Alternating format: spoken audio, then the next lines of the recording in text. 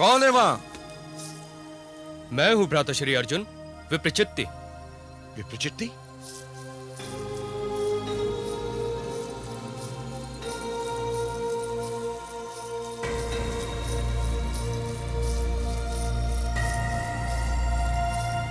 तुम यहां हो? उधर राजमहल में तुम्हें ना पाकर सभी लोग चिंता में पड़े हैं। भ्राता भीम, मैं भी ऐसी ही एक चिंता की समाधि बना रहा हूं। चिंता की समाधि? महल से दूर, एकांत में, निरंजन वन में, और वो भी इस रात्रि के अंधकार में? हाँ भ्राता श्री, ये चिंता वो चिता है जिसमें कि मनुष्य जीवन भर जलता रहता है, परंतु मरता नहीं है। इस रात्रि के अंधकार को तो भोर का सूरज निकल जाएगा, किंतु जिस अंधकार की मैं समाधि बना रहा हूं, वो अंधकार तो सूरज को भी निकल जाता है। अनुज, ऐसा कौन सा विनाशकारी शस्त्र है अनुज? भ्राताश्री, वो एक ऐसी महाभयानक राक्षसी ताड़का है जो कि महाभारत के विनाश की जननी है, और आज मैं वैसी ही एक रक्त चाटने वाली राक्षसी को धरती की गहराइयों में सदा के लिए दबा देना चाहता हूं। इस महाविनाश की समाप्ति में हम भी तुम्हारे साथ हैं अनुज। कौन है वो? द्यूत क्रीड़ा भ्राताश्री, जिनके प्राण बसते हैं इन पासों में। जरा देखिए इन पासों को भ्राताश्री, इन पे उभरे हुए कोड़ के समान ये काले काले धब्बे साक्षात काल की संख्या है। ये वही पासे हैं जिन्होंने मेरे पिताश्री स्वर्गीय महाराज शकुनी के हाथों में आकर गांधार के उज्जवल भविष्य को कालिक पोत दी थी, भाइयों को भाइयों से अलग कर दिया था। ये वही पासे हैं जिन्होंने धर्मराज युधिष्ठिर जैसे व्यक्ति को उनकी धर्म की राह से भटका दिया था। इन्हीं पासों के कारण भाभी श्री द्रौपदी का चीर हरण होते होते बचा था। यदि केशव ना होते भ्राताश्री, तो इन्हीं पासों के कारण इस देश की मर्यादा सारे संसार के सामने नग्न खड़ी होती। ये वही पासे हैं जो कि महाभारत का युद्ध और पांडवों के वनवास का कारण बने थे। ये खड़ग से भी अधिक धारदार, भाले से भी अधिक नुकीले और वाण से भी अधिक पैने हैं।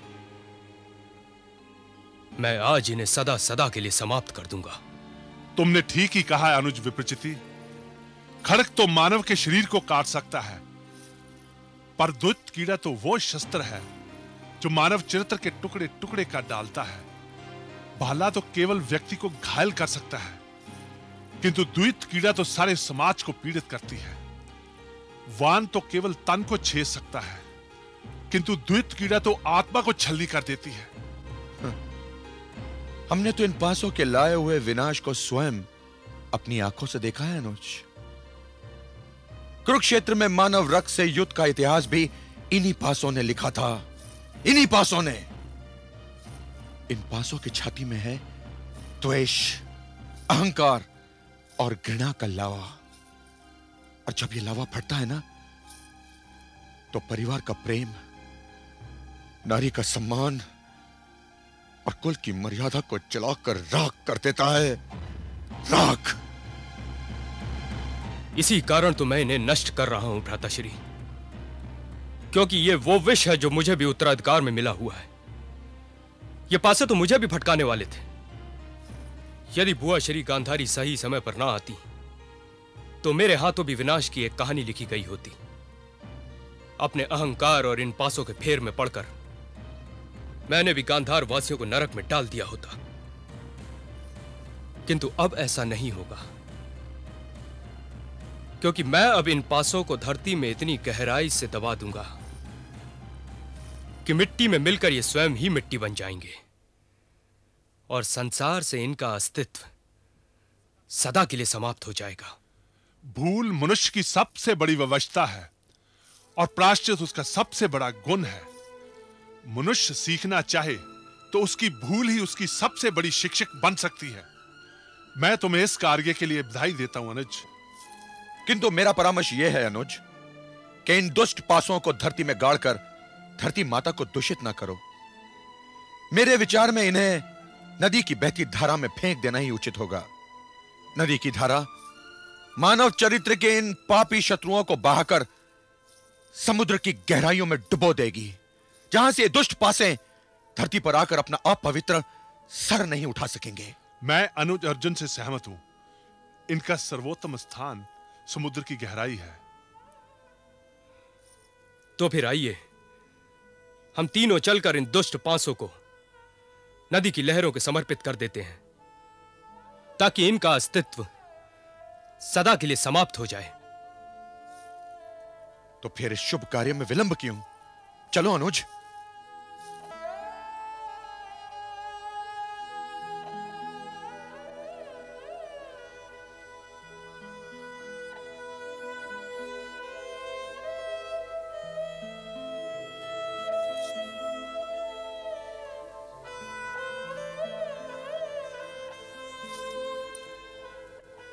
पिताश्री, यदि आपकी आत्मा आकाश की ऊंचाइयों से धरती का यह दृश्य देख रही है, तो मैं आपकी आत्मा को साक्षी मानते हुए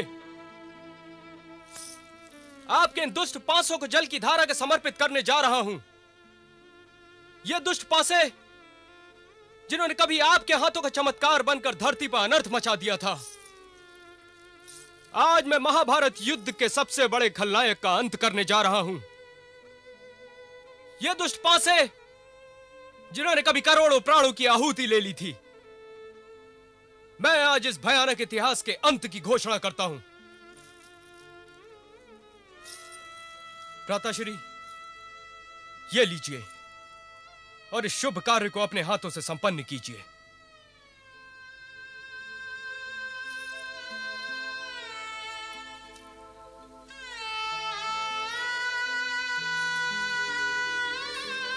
हे ईश्वर, इन पासों जैसी और कोई वस्तु ना बनाना जो महाभारत जैसे युद्ध का कारण बने। इन जैसी और कोई वस्तु ना बनाना जो मित्रता को शत्रुता में बदल दे। इन जैसी और कोई वस्तु ना बनाना जो प्रेम और स्नेह को बैर में बदल दे। इन जैसी और कोई वस्तु ना बनाना जो एकता को अराजकता में बदल दे। ए नदी की लहरों, हम तीनों की ओर से ये पाप का प्रतीक, ये दुष्ट पासों को स्वीकार कीजिए और समुद्र की गहराइयों में सदैव के लिए इन्हें गाड़ दीजिए।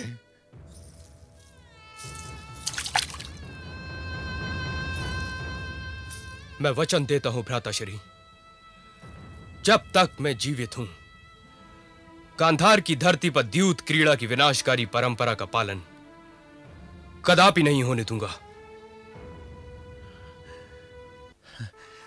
आयुष्मान भव, आयुष्मान भव अनुज।